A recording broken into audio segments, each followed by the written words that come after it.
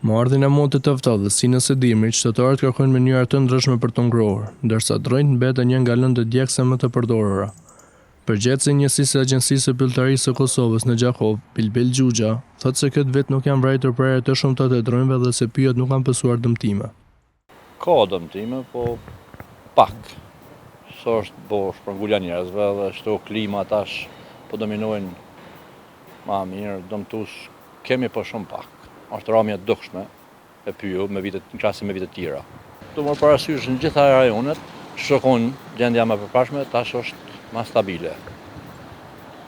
Ka ma pak dome në çdo rajon, mund të pas 1% shumë e vogël, në krahasim me vitet e kaluara.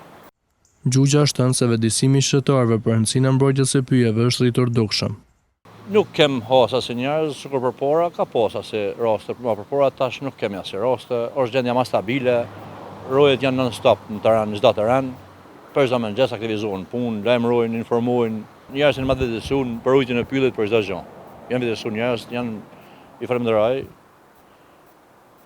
shumë se është shumë e vëdësueshme gjendja, njerëz gjithçka në rregull.